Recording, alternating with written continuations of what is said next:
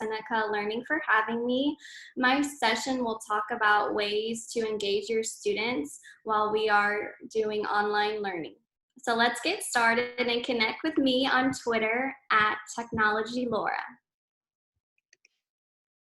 Here's our agenda for this session. Welcome again. I'm going to talk to you about the various things that I think will help you promote learning with your students. The first thing I'm going to cover is having theme sessions for your Zoom or Google Meets. And how I do that, I will talk about that on my next slide, is having electronic invitations for the students which spark their interest. And then I will transcend to talk about how we can host interactive games which promotes healthy competition for our students using Seneca Learning, Quizlet, Quizzes, Quizalize, and Kahoot. Another topic I'm going to talk about, which will help you teachers, is using slide templates. And these are super helpful because they will save you time when you are creating your slides that you could use with Google Slides or PowerPoint, and they are very aesthetically pleasing and your learners will love looking at the slides. The next aspect I'm going to talk about is Flipgrid. Flipgrid is an online platform where it promotes student voice, and it's a super powerful tool for social emotional learning. Another aspect I'm going to mention today is taking your kids on virtual field trips. This is a super powerful practice because your learners will be able to see sites all around the world from the comfort of their home for free. And then I will talk about how you can use Google Classroom to stay connected with your students by having posts daily that will motivate them, have trivia, name that picture. It's all linked with Seneca Learning too, so you can post your assignments from Seneca Learning via Google Classroom. So that's awesome for your students because they will always know where all the assignments can be located under the classroom. And then another idea I've been using is having a bingo choice board for my students. And so I'll show you what that looks like. And then as teachers, it's super important to celebrate their birthdays, even though we are not with them face to face. And I'll show you how I've done that. And that will keep your students invested, and they will feel that they're loved and cared for by you, the teacher. And then a little bit different side, I took to go outside and use Sidewalk Chalk to invest in your learners and to get them outside and interacting with your content. And the last one I'm going to talk to you about is porch poetry, and I think you'll really like that. So let's get started. So the first one I'm going to talk about is having a theme session. So what this would look like is when you are teaching your online classes, you will have a theme, and you could do this once a week or every single day, that will spark interest. And so the first one I ever did was have a paw party, and I invited my students and their furry friends, dog, cat, their goldfish, if they didn't have a pet, a stuffed animal, to join our Zoom. So that was really powerful because they got excited to see all of their peers and myself, and their dog was running across the screen. So it just sparks interest for students, and they have something to look forward to. Another idea I've used was have a virtual egg hunt, and I posted a Google drawing, and my students had to find vocabulary on the screen. So it was like an egg hunt, and that was really fun and easy to do. Another way that's super low maintenance would be to have a hat party, and all of your students, you included, would wear a fun hat to your Zoom session or Google Meet. And it just makes the learning really fun, and they get really excited that they're going to have something to look forward to. Another highlight that I think is important is to make sure that when you're hosting your online Zoom or Google Meets is to be consistent with your day and times. For example, since I teach different grade levels, on Monday from 10:30 to 11, I always host 5th grade. And so that's really important for students because they know, okay, every Monday I'm logging on at this time and this day. It also helps you be mindful to your colleagues to make sure that you're not having a Zoom when they are having a Zoom, because you wouldn't want a student to have to choose between like which Zoom to have.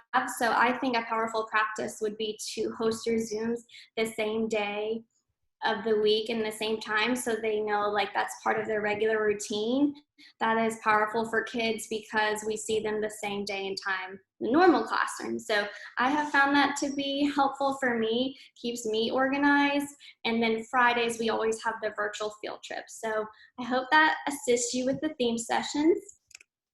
For those visual learners like me, this is an example of an Evite, which is the electronic website that you can send invitations. And so I sent this out to the kids, and it said join the party and then bring your pet to the Zoom session. So super easy and free to make, and it just sparked inquiry for the students.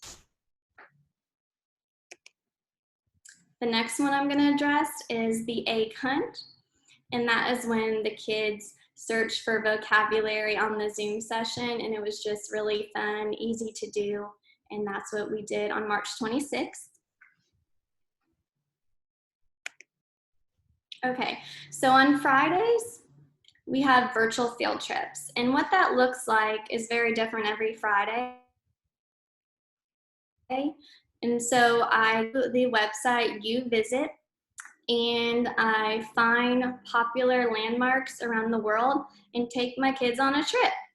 I also dress up for the trips just to spark interest and curiosity for the students. So that one down there you can see on the screen was to Ecuador, and since it's very tropical there, I had my passport, a towel, my sunscreen, my sunglasses on, and I just told them like, get on the Zoom at 10:30 with your sunglasses on, and we went to Ecuador. So it's really culturally enhancing for the kids, and uvisit.com has these beautiful pictures of all these famous landmarks. They have audio too, and the students can go at their own pace. So that was really fun for the kids. And then that one right there was to Peru, to Machu Picchu. And so I dressed up as well. And you can see the shots are so beautiful. They're 360 aerial view, and you can like walk down the path through Machu Picchu. So it's really culturally enhancing, and the kids look forward to the field trips on Fridays. And you could use that across all different content levels, language learning, where the setting of a novel takes place, your home country, different states, learning geography, talking about topography. It's really across the board. So I'll show you how to do that. And there's a couple different platforms I've used. You can pick what's the best for you. So the first one I'll highlight is Google Tour Builder.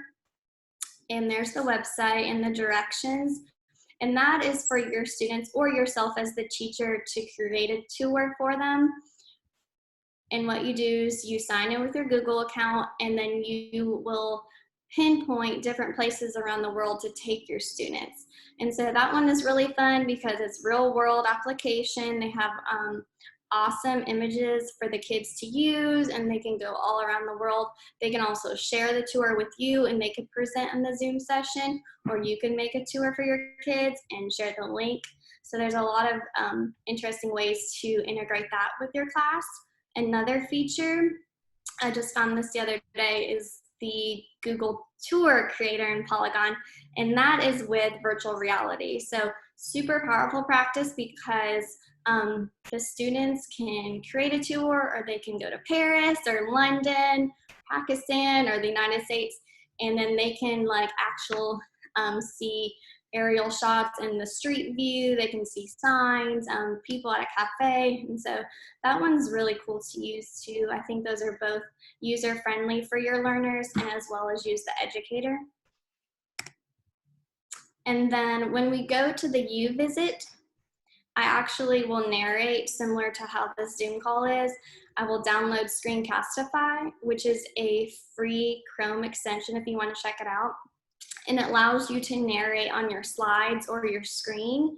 And so I took the kids on a college tour to see my alma mater, and we walked around the college campus, and you can actually annotate and talk through each slide. I like that one because if my students were unable to attend the Zoom, they can go and watch the Screencastify at their own time, because we all have a lot of different schedules and timing. So check out uvisit.com, and then you can always check out their tours that are already made and just send the link off to your kids. There are some steps how to download Screencastify. And that gets you really engaged with your learners because they get to see you, the bottom of their screen. I think that would be powerful for explaining math and step by step. It also allows the student to stop the video, take notes, or like watch it all over again. It's not live, and so they can watch it in the morning or the afternoon and take notes and really learn from the Screencastify, and that could be done with your desktop view, your web view, your slide view, your Google tour view, anything you want. So those have been really helpful to use with the kids. So games, this is the fun part for kids, especially the teenagers, I think. And so the first one obviously is Seneca Learning, and you want to stay interacted and connected with your kids through this time, obviously. So they have many great features. They have interactive question and answer, which I think is really powerful to use as the teacher with your students, because you could post a question for them and then you'll get the various answers, and you could talk through Google Classroom using all of their posts to generate discussion. It's also really good to have competition because kids like to compete against one another, and then you'll get the feedback from that.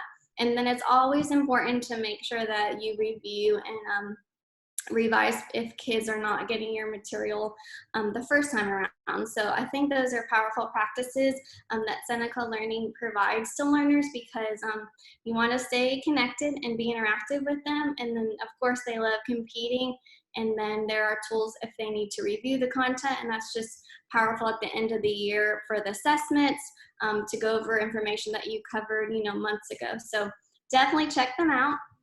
And then we have Quizzies, Quizlet, Quizalize, and Kahoot.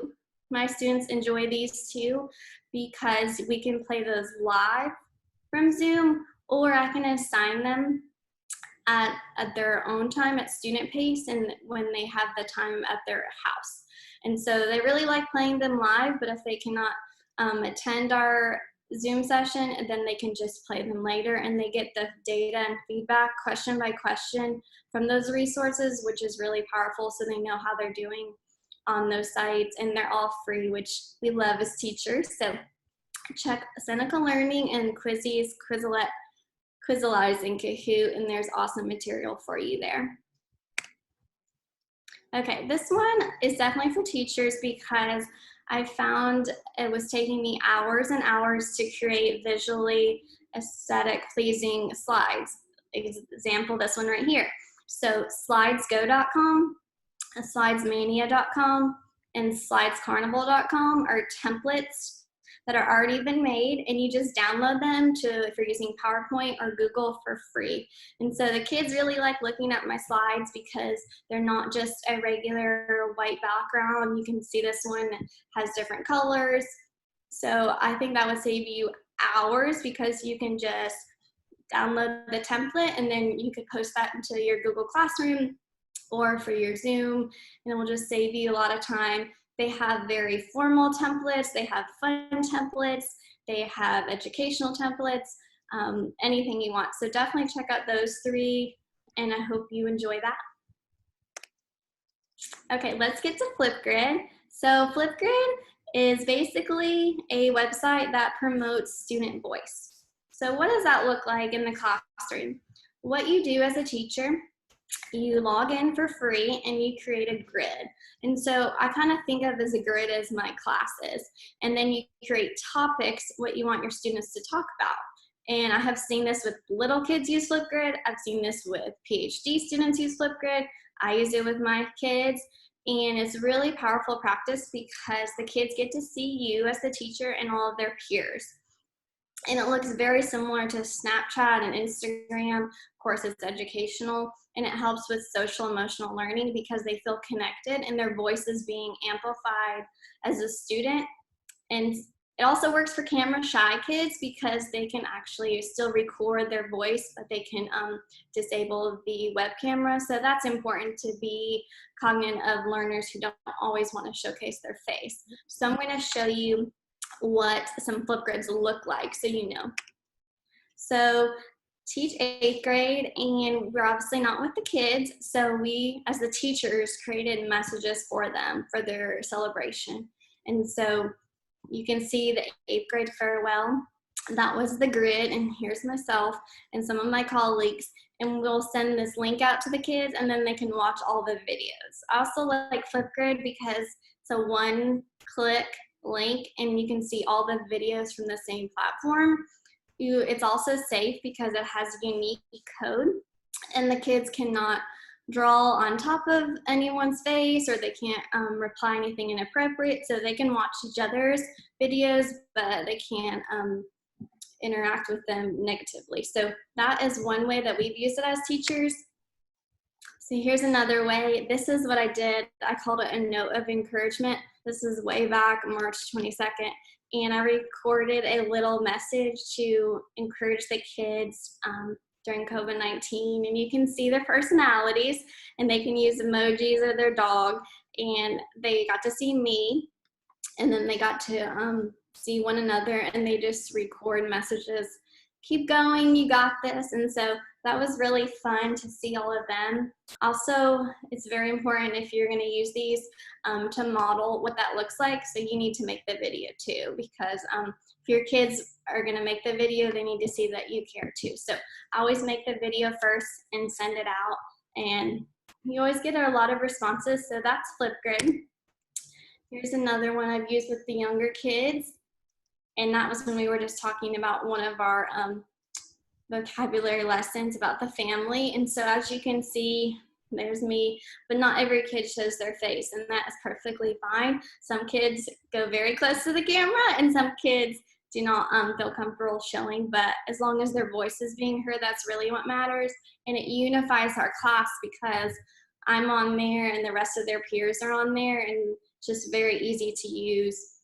And you can set the time from, I think, 15 seconds to 5 minutes. So if you're teaching older kids and you want them to talk to you about the lesson, it could be very long. If you want them to do a daily check-in, how they're doing, it could be very short, 15 seconds. So you have a lot of autonomy as the teacher to set the guidelines. What do you want them to talk about? I've seen a lot of teachers talk about book summaries on this, and the teachers will say, like, hey, give a book summary about the book we're reading, and then all of the kids will kind of like give a summary or a synopsis about the novel, and I think that's really awesome.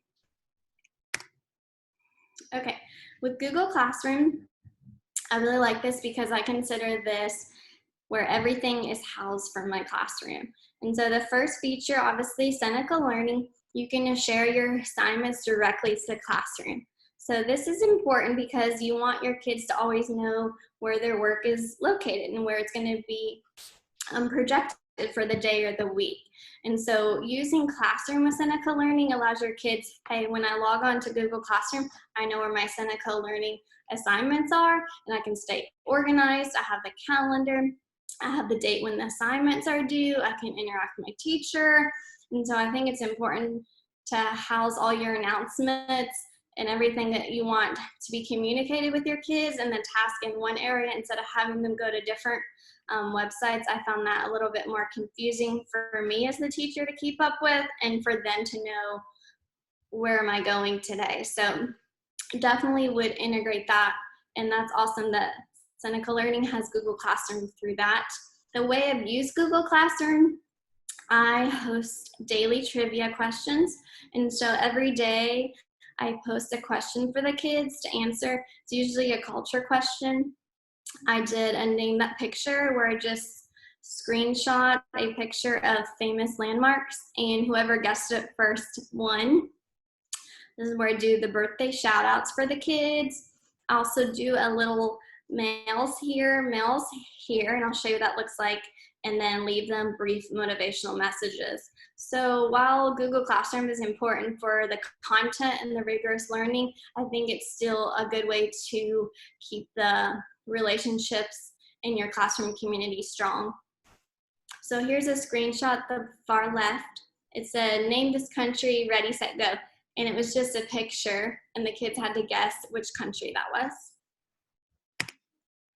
There was a trivia of the day. You can post your answer if any of you know that in the chat room.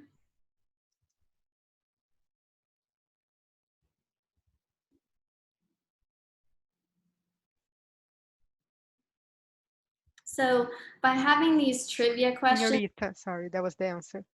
I just oh, read here. did it work? Yeah, people type senorita. That's Right? the right answer.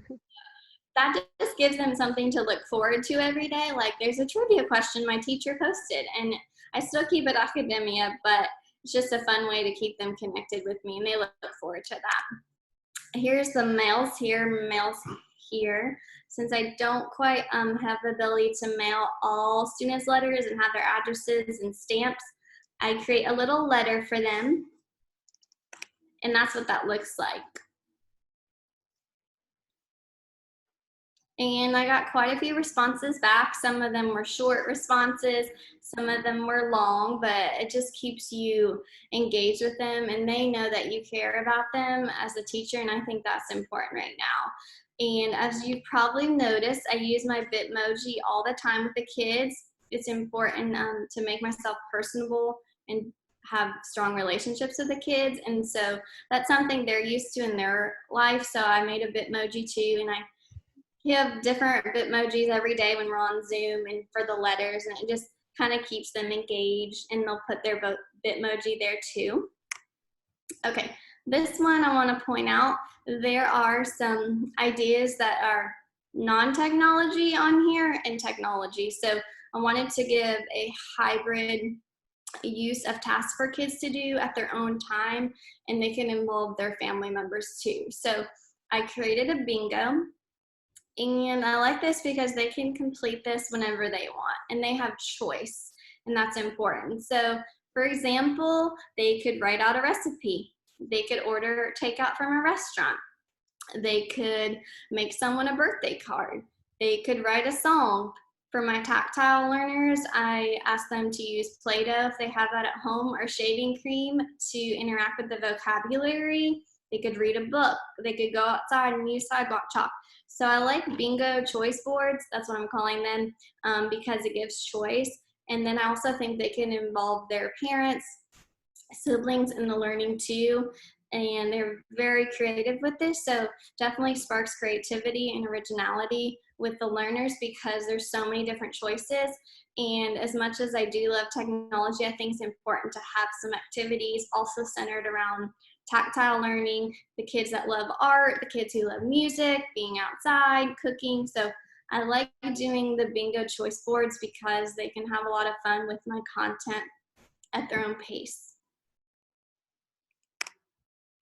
Okay, so this is the birthday celebration I want to highlight, and what I do is I post this on Google Classroom when it's the birthday.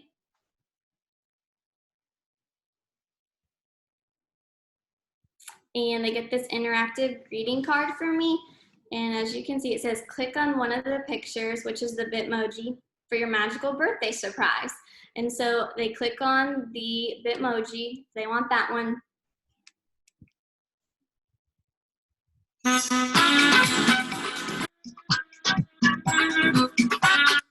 Okay, so as you can see, they have someone singing them Feliz Cumpleaños in Spanish. So it's just a fun way to celebrate their birthday since we can't do it in class.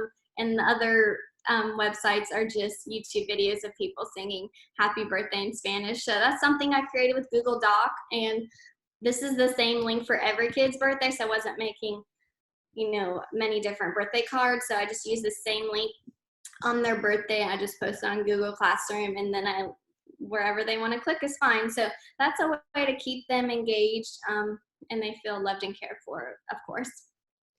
So that is birthday celebrations. Okay, this is the Sidewalk Chalk. So it's very nice here in the States right now because it's springtime, and I wanted the kids to get outside and have some fresh air. So every day for a week, I posted drawings from my front porch for them to do on Google Classroom. So what does that look like? And there were different ways you can do this. So as this Happy Monday, it said conjugate the verb ear. So I wanted them, if they had Sidewalk Chalk, to conjugate the verb from their house. If they were unable to do that, they could just type the answers in Google Classroom. That was fine. But if they were able to, I wanted them to get some fresh air and interact with the material. Tuesday's task was a different one, what is missing, and they could just fill out the missing letters and type their responses, or if they wanted to go outside with the chalk, and they could do that as well. I've seen a lot of math teachers post math equations on their sidewalk, and then the kids have to work out the equations. I thought that was super cool. You could do whatever you wanted with this. It could be like, how are you doing? Draw me a picture, practice your letters. I mean, it can be very complex for older learners, but it could be very simple for the little guys. So this one has been fun because I think it's just something different, you know, to get them out of the house and work through the problem or the content. So that's Sidewalk Chalk. Okay, and the last one I'm going to talk to you about is porch poetry. And so I did that for a week. I wanted to promote literacy in the classroom, and every day I read a small poem from my porch, and I posted it to our Google Classroom. And so you UK people, from your flat, you could record yourself a short story, a poem. It could be a good morning message, and you could do that from Facebook Live if you're comfortable with that. If not, you could upload to YouTube. I put them on Twitter and Google Classroom, and some of them are very brief, some of them are very long, but it just promotes literacy. And then if you did the upload to YouTube or Facebook Live, they could watch those, you know, with their family members. You could do a bedtime story, like read before they go to bed. You could do a poem like I did. You could do a little song if you're in the music profession. I mean, you could take this anywhere you wanted it, but I just wanted them to hear the academic language being taught to them. So I just recorded a little poem in both languages and sent it out to the kids. So that concludes my presentation. Thank you guys again for having me. You can connect with me. I would love to help you out and learn from you guys as well. And I'm ready for your questions. It is amazing. Thank you so much, Laura. I think I can speak for everybody who's joined. That was very good. That was very interesting and lots of really good ideas. And there are questions. So if you can you stop sharing your screen so you can be bigger, please? Oh, hang on, let me spotlight you. Okay, there you go. All right, so a few questions here. There we go. How do you do, or do you do, collaborative work between the children? Is there any way to do that, even though each of them are in their own houses? Yeah, so with Google Classroom and Google Slides, that's how I do a lot of the collaboration. For example, I would like put a Google Slide template to Google Classroom, and I would add, depending on how many kids I have in the class, like 15 kids or 20, and I would put directions on my slide, and you have to teach them like how to make sure they only edit on their own slide. And then that's how I got a lot of the work. You can use Google Documents to share documents between each other. Google Forms is an awesome resource too to collect data. It's kind of like an online handout, I would say, to collaborate. Yeah. And you shared lots of ideas. So they're asking, what do you think is the best one? Or is there anything that absolutely 100% worked every time? Gosh. Love their pets. I will say that one was very well attended. Yeah. I can do something that is about them, that they resonate with, like my dog, my cat, my birthday. I think that's when I usually get the highest amount of investment. They surprisingly like the sidewalk chalk when they're a little bit older, so I wasn't sure how that was going to go, but I think they just, it was something different and they wanted to go outside because we're all inside so much. So that actually went over a little bit better than I anticipated. Yeah. Cool. Do you think the longer the lockdown stays, so the longer the quarantine, the less motivated and engaged the students get? You know, I don't want to think that, because as teachers, we have to operate high expectations. So I think it can be overwhelming for them. They can have anxiety, but I don't ever want to come from that place. And so I think as teachers, we're called to be caretakers of our students, and I just think it's important to keep being creative and engaging with the kids and to provide those resources for the learners. Yeah, I agree. I think that's a very nice mindset. What about parents? You mentioned some ideas that they have to work with the parents. Do you think that's very important or just not that much? I usually invite them to my classroom once a month anyway during the normal school year. Okay. And so I email the parents once a week to check on them. I try to create some of the activities to involve the parents just so they feel supported by me too and they can have an idea what's going on in the learning. So that's part of my personality to involve the parents. Will every parent respond? I'm not sure about that, but I still think it's important to provide the resources for the parents so they know we're together for the partnership because we're sharing their kid and the learning. Right. So I think the more you can provide, the better. Yep. I'm just reading, there are more things coming up on the chat. You can see the chat now. So if you see anything that you want to Oh, wow. Oh, gosh. answer, just go for it. So another question is, how do you deal with interruptions at home? So if you're giving a class and then the little sibling comes and Yeah, so joins. I think what I mentioned earlier is being consistent and when you're doing the Zooms. And I'm not sure if that was meant for the student not to be interrupted or the teacher to be interrupted. I think it's important to have a space in your house where learning is going to take place. So if you have kids at home, if possible, like create a little desk area, have it be called their office. And so that the kid can feel like, okay, when I go in this room or this area, this is my designated space to work because me personally, it's hard for me to work downstairs in my kitchen because the TV's going. I want to see what's going on outside. I just come to the office and this is like work mode for me. So it's hard to have boundaries, but I find it better to stick to like, these are my hours, my working time, and this is go time for me. Yep. There are some questions now about how do you make sure students are taking part and engaging.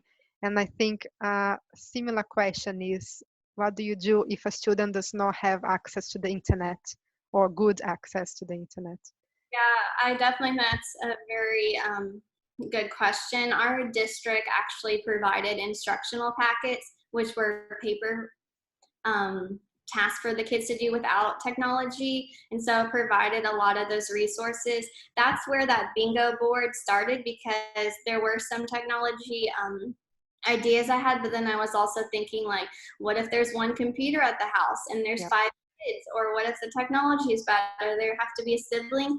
And so I do think it's important to be mindful to provide some non-tech opportunities, and that's where you could read the stories online to the kids. I guess they still would have to have mom or dad's phone or technology, but paper is probably still important at this time because you wouldn't want them to not be learning just because they didn't have access. Yep. So having a hybrid of both technology and non-tech resources is important too. Yeah, I agree. What about, that's actually my question, because I talk to a lot of teachers in my work. I don't think all of them are as tech savvy as you are. So what do you think is the best way to help your colleagues if they have difficulties with technology? Yeah, so I get a lot of questions and emails from my colleagues, and I think starting small is important and less is more because you want to feel competent in what you're saying to the kids. And so let's say, for example, after this presentation, you really like Flipgrid. What I did, because I learned all these tools, honestly, watching YouTube videos and other teachers, I would Google Flipgrid, watch a video, a how-to video, set a demo, and go from there. I think it is really exciting to see all these resources, but I think one thing at a time is important, and then you can really own your craft because there are a lot of great resources, and feel empowered to reach out to people that are doing this well and ask them for help because they want to help you too, and I can always help you as much as I can. So I would just find one resource that you feel like this is really something great for my students and go from there rather than all of them. You don't want to overwhelm yourself. and one day at a time. The kids are learning too, so we're all in this together. Yeah, I think this latest question on the chat is about that. So if you're learning something, your students are learning that as well. So first you need to teach them on how to use that tool. Is that right? Is that how it works? So I never did those virtual reality field trips before. I took them on field trips down the road, and that was fine. And so I wanted to make sure I still did that for kids. So I had to watch some videos myself. I created a tour, and not everything worked the first time. I didn't send that out, of course, to the kids, but I had to keep having grit and tenacity to go through it. And I finally got a tour that I liked, and also borrowed tours that were already created because those were awesome and saved me time, and they were still as effective. So I'm still learning too. Yeah. Yeah. There was a question about Flipgrid. Do you use them? Does everybody need to be online at the same time, or is it like homework that they do after? Right. So that's a great question. You send out a unique code similar to kind of like the Zoom code that you got today. You froze for 5 seconds. Can you start over, please? So Flipgrid, you assign a code to the actual grid, similar to how a Zoom link, and once the kids get the link, they can answer any time of the day. And so that's why I like that. Once the code goes live, they can fill that out whenever they have time. So, and then you can go back and look at all of the recordings. So it's kind of at their own time as well. Yeah. Okay, so AGP is asking, how do you actually teach the content? Do you use those activities more as a practice, revision, or to teach the new content? So since it's towards the end of the year, to be honest, we're doing a lot of review for the end of the course test and high school. So most of the information I already honestly taught from August. And so all of these technology resources that I implement are ways to review the vocabulary, to interact with the students, and to get feedback from them. The culture part is kind of through the virtual tours, and then the rest of the tools are really just investment, because kids don't care how much you know until they know how much you care. So I really place a lot of emphasis on that too, because I feel like that's how I can try to keep them motivated and engaged. Yeah.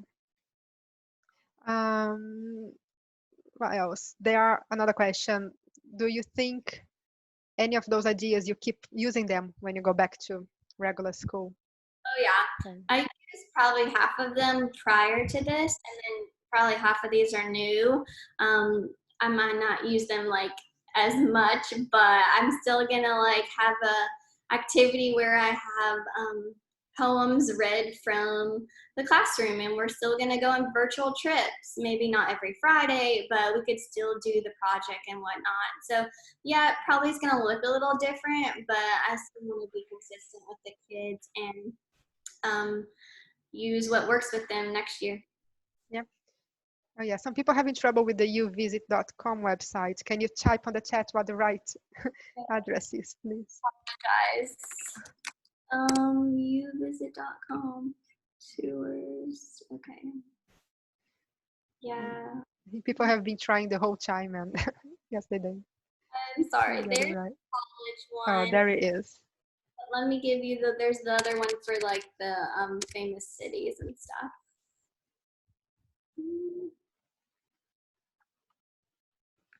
Okay. Oops.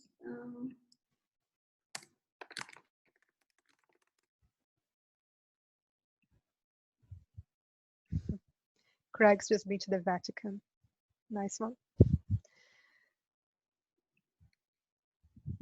Yeah, but I guess it's uvisit.com. There you go. Yeah. Well, thank you for that. Which city you're interested in, or the colleges that you're interested in. Yeah, that's great. Yeah. About the Bitmoji, which I would encourage everybody to download that. You have to create your account through Snapchat and then download as a Chrome extension. and have that in your browser, but that's just a super fun way to engage with the kids. And I think they will enjoy seeing you in your Bitmoji. Yeah. Yeah, there was some questions about how do you actually do that. Do you need to be on your phone to do Bitmojis, or can you do that No, on the laptop? first you have to have the Snapchat, and then you can either take a picture of yourself or you can design yourself based off your hair, eye color, your attire. And then when you go to Chrome, in the Chrome extensions, you would just search for Bitmoji and it will come at the top of your toolbar. You'll log in and then you'll get all of the Bitmojis. All right. Okay, that makes sense. Oh, Adam just made his own Bitmoji. Oh, yes! Congrats! That is good. That's amazing. There are some questions about, I don't know if you have any of those in your class, but students with special needs or students, low attainment students, do you think it's harder to connect with them during this distance learning situation? Yeah, that's a great question. So I think by providing a ton of choice for the kids, it can adhere to different levels. And so some of these are very rigorous sites. Some of them are listening to me talk.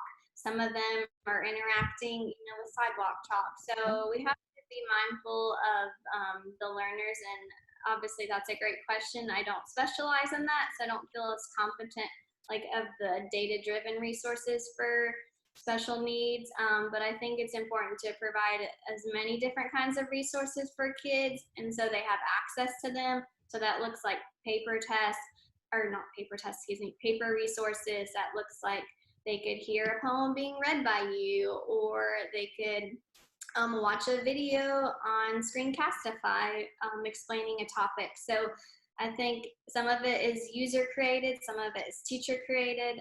So just a hybrid of both, but it is important to make sure that all of the kids and their learning styles and abilities are addressed. So I would reach colleagues that specialize in that area to help you. Yeah.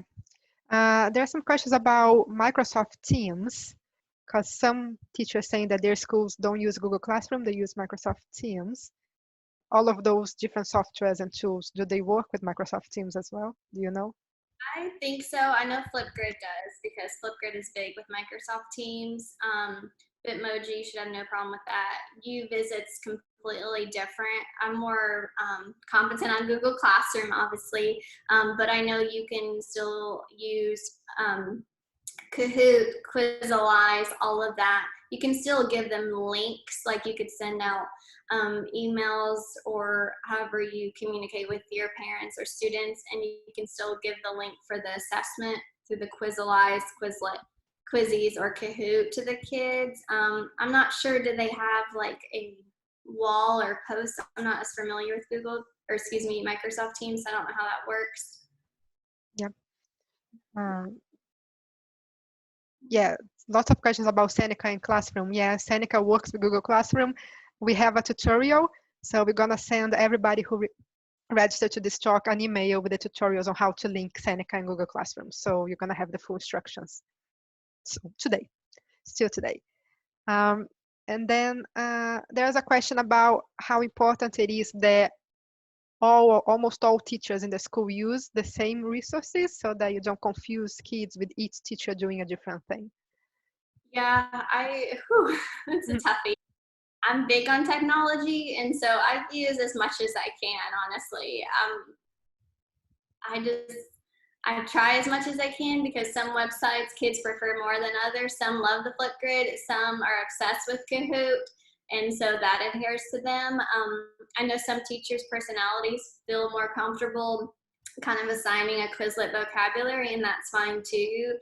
I like to provide as much as I can to get as many learners involved, but I think it could be confusing, especially if you weren't using the resources prior to the distance learning, because you don't want the kids to be confused on the actual website rather than the content. So I would be mindful of that.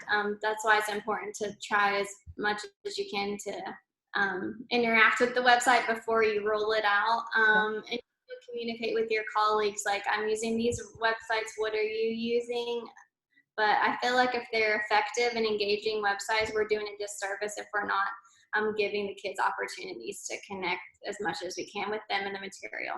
Yeah, I think that that's a very good point that you made, that you can, if it's very hard for them, they will not learn the content because they will be too busy trying to learn the technology. How do you make sure that they learn the technology before you start using it? So I made a couple of videos through Screencastify, and it seems very elementary. I literally will go, step 1, go to this website.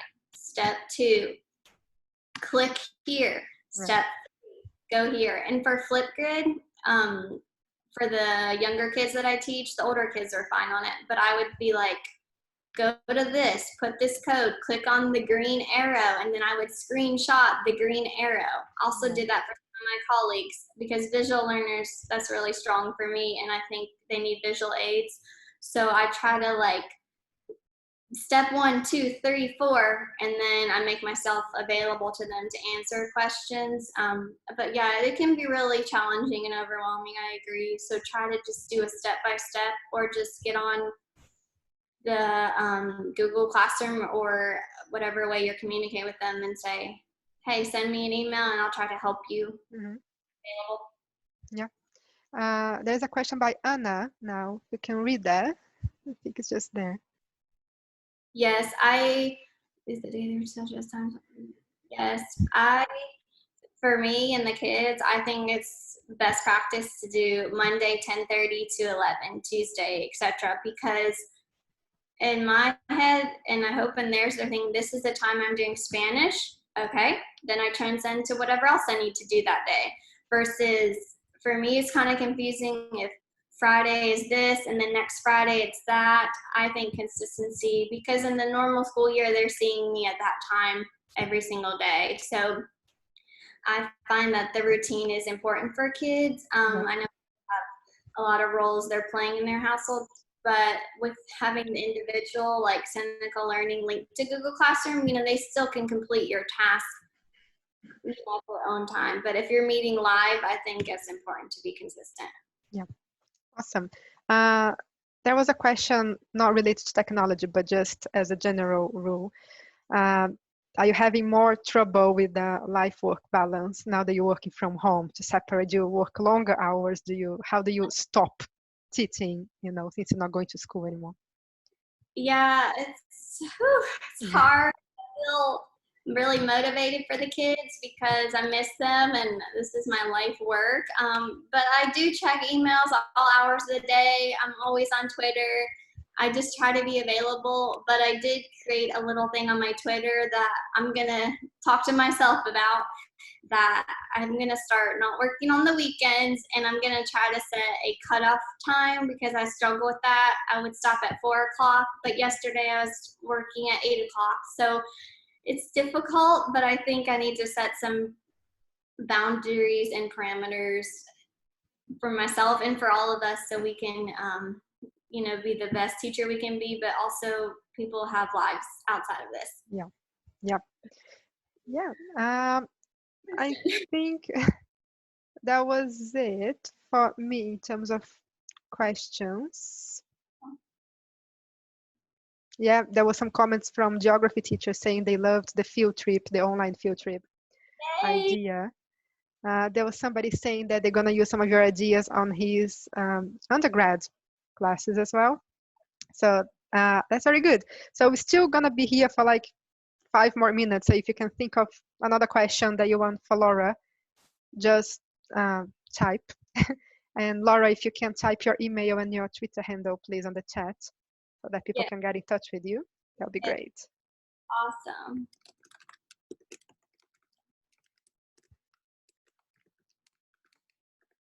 I just hope that you guys feel encouraged and empowered to use these resources and know that I'm going to be rooting for you, and you can contact me and obviously the Seneca Learning team because there are great things out there and you can do it. I believe in you. Your kids need you right now. And so we're going to make this work and do it together. Yeah, definitely.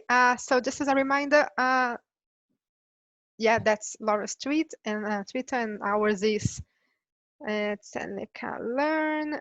The website is senecalearning.com/teachers. We have resources for middle school, high school, AP, all free. Tools for teachers, automatic marking, so you don't even have to mark the tasks that you set to students, so saves you a bit of time as well, so you can have more of this life work balance as well. And we will be sending you an email, everybody, still today with some resources, and you can feel free to contact Laura and us. Just make sure that we tag us, both of us, on the tweet, and then we're gonna get back to you with the resources. And I'm sure Laura can share some templates for the bingo especially, and one of your tutorials that you send to the kids, you can send to us as well, because I'm sure we're gonna need that too. Yeah, the bingo, I'm gonna try to find that real fast and I'll send it to you guys. Oh, here it is. Okay, I got it for you. There you go. Yeah, brilliant. All right, so thank you everybody for joining, and that's it. Get in touch. Bye bye. Thank you. Nice meeting you guys.